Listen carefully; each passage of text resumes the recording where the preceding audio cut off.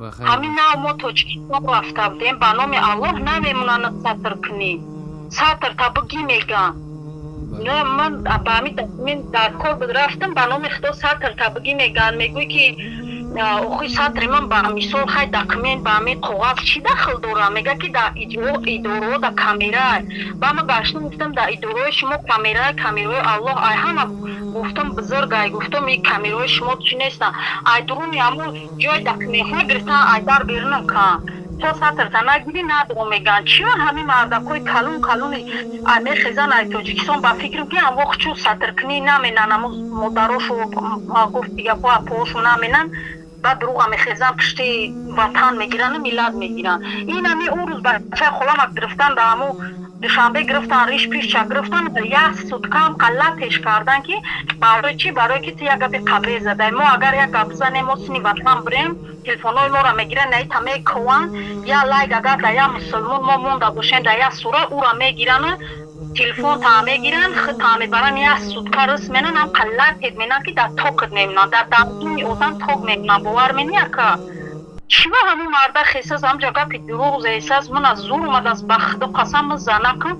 من از زور میاید در گپوی همین مرده کوی که چخیل میخیزن ای پشتی دروغ گپ میزنن ای پشتی همین پریزیدنتی که همین کرورا کیسا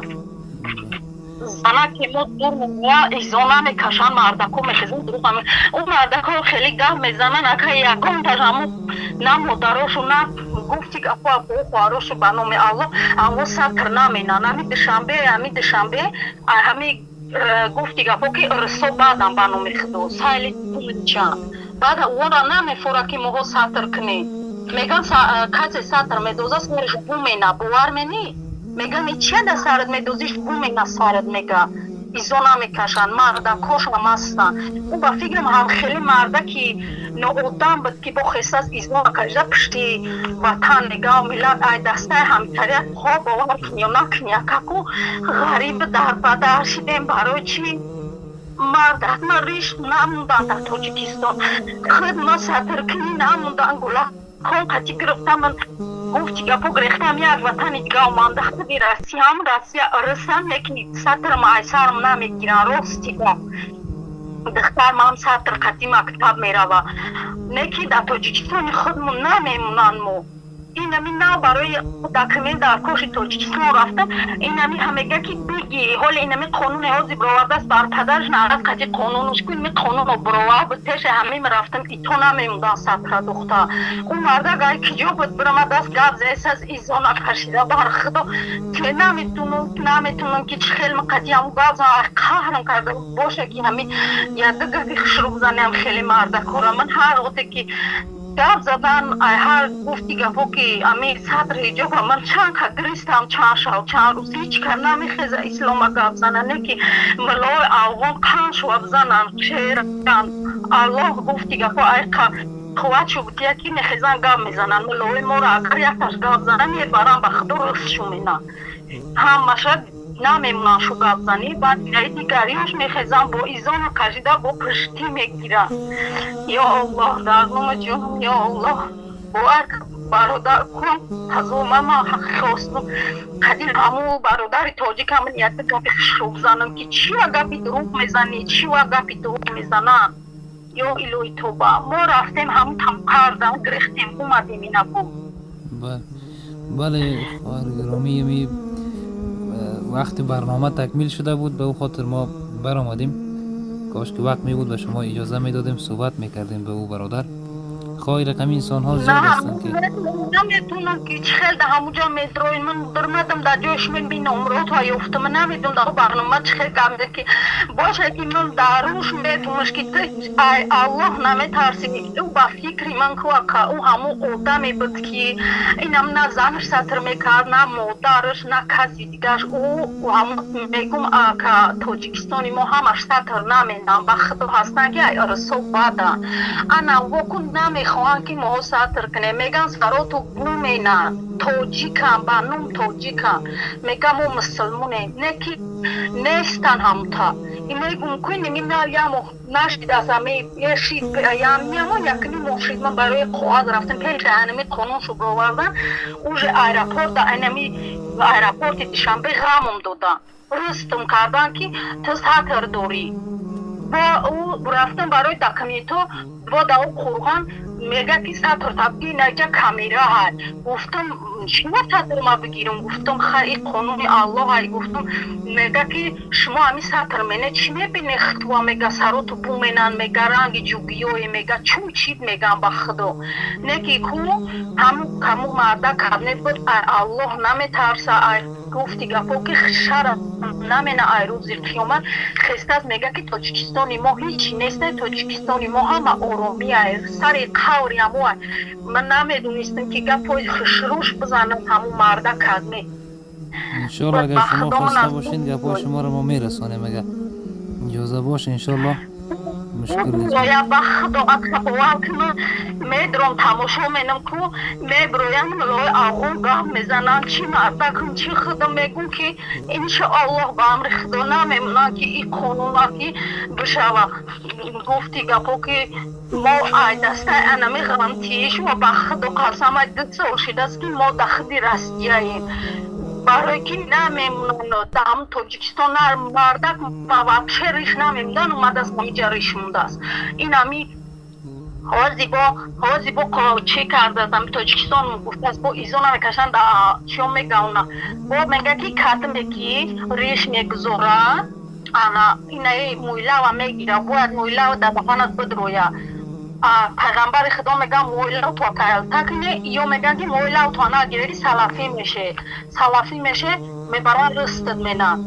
این قانون ای که جای قانون پریزیدنت تاجیکستان ای این ایزا نمیکشه این مردک این همی برنامه الله قسم ای بو این اگر کور نکه باشم تو من همو گلاساویا را با شما را پرتم اگر کور نکه باشم نکی برای که مردکم جا کفت که گفت کورش بگی میترسم بچه خلای می مردکم با خودو پرت افتاد با اونا بچه خلای خودم گب میزنم میگه میدرو رانه برای یا ریش کی ریش داری در اینمی ملوی همی آقا کدنش لای مونده است یک سودکر رستش کردن لاتش کردن که همه ملوی آقونا حقورت کرده دست این خیل و خیل خیل کرو چیدن گلاساوی بدن شما مقصد که ریش نمونه میگه ریش نمونه ساتر نکنه نمولو توی نخی پرتوی نمی گردن مردن همه دیور باشه ورمنی میگن که ایدامو در دوره این که تفهم بزنی ایدا بیرنم کردن دکمه نه توری نکردن برای چی؟ برای که ساتر تب کشف بگی گفتن که اگر روزی نمیگیریم لیسا فایرود بینی کجا تاجیکستان آرامیه که همون مردک ایزان کشده خیست از گاز دیسته است من دیگه باور که در شیشه خوب گوش نکردم که دیگه چی گفتم باور که توقعتم نمیتیه همه گفتی گفت که دروغ نیستن همه گفت ما رفتیم ما را همه خیلی کردن چی و میخیزه گفتی دروغ میزنن یا الله خدا نمیترسن ما چقدر ترسان شدگیم که ملوی ما که دیلیان نمیشن مسلمان لازو دست میخیزن نملوی اوغان گام میزنن خداوند میگون که ای قوت قدرت چو بتیه نه همین لیش نمون میگم ای میتاری وطن بیزارم نمیرم همتاری وطنی که اوزاد نیستی اوزاد فقط دیسکاتیکوان کلوبوان این همی می نیوب کمی پوشی اوزادی همی ساتر حجاب کردی اوزاد نیستی یا سلافید میگن یا یک مقومت مینن در آم لیسان میوین یا خداوند تبارک تعالی توفیق نصیب کنه اگر توفیق نباشه خداوند نابود کنه و یک حکومت اسلامی را انشاءالله پایدار بگردانه خواستم که اینا باور کنی یا نه من با تلیفون و هیچ که گم نزدم اینا میشتول بازیه که در همی کورشی دگم که زورم اومده گریه مینم بنامی الله اینم حوزی هم که قهرم کرده که خوی مردک ندونستم چه نمبر کفتم دیگه نمبرش مورا من در اونجا صدای شما را میرسانیم گفت حقیقت های مردم ما میرسانیم الحمدلله تلاش میکنیم در کنار برادر و خواهرای تاجیکمان باشیم انشاءالله دیگه شما خداوند عزت نصیب بکنه انشاءالله دعا بکنین مادر بزرگوار دعا بسیار یک صلاح محکم است زن دارم چی دختر دارم چی بچه دارم گفتی گپو ما رو هم زور میآید که برادر خوب از هر شدگیم دامید شهر بگونا ای برای چی برای که ما را نموندگیان که آزاد بگردیم دامو تاجیکستان سطر ریشمونه ما را نموندگیان این الله شاهده من اگر دروغ بگم این الله شاهده که من سنش ما دروغ بگم برای این همی قیقی مردک ما سطر من سطر نموندن مردک ما ریشمونی نموندن دخترک ما سطر که نموندن مردک هم گرفت رسیم آور با نام الله این همیجا اکی نمیو کافی نبگیم اگر رسال مسلمون نیستم بگیم نه که همیو با ما چقا نمیشوان الله هجرت شما را قبول بکنه خود چقا نمیشوان انشاءالله که این یک آزمایش خداوندی هست صبر داشته باشیم هر چقدر صبر بکنیم انشاءالله پاداش داره و خداوند بندایی را که دوست داره در تحت آزمایش خود قرار میده حالا می امتحان آمده دیگه پروردگار کامیاب داشته باشه شما را و خانواده و عائله و همه برادرایی که خواهرایی که در این مشکلی هستن دیگه انشالله ما صدا شما رو میرسیم علمی علمای افغانستان ایسری گفتی گفت ما با دوی دست موی چی نمیا با خدا که سویت و ایسری همه ما کام نکنه بای قیمه بروی گاب میزنه با کفایل کلی تو خیلی خوبه این ملوی ما نمیدونم چی و گاب نمیزنم با سنو همون گاب میزنم الله توفیق علمایی که علم دارن گپ نمیزنن خداوند اونا رو میشرمونه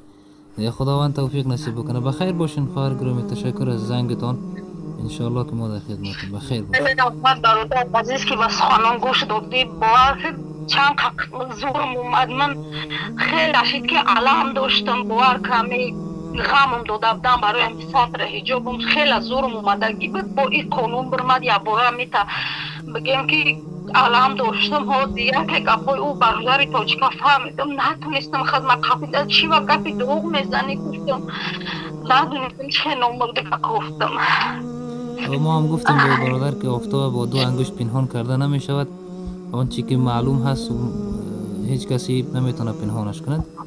دیگه خداوند توفیق بده چشمی نابیناها را بینا بسازه انشاءالله بخیر باشیم من برادر عزیز رحمان جزاکم الله خیر انشاءالله دعا سلام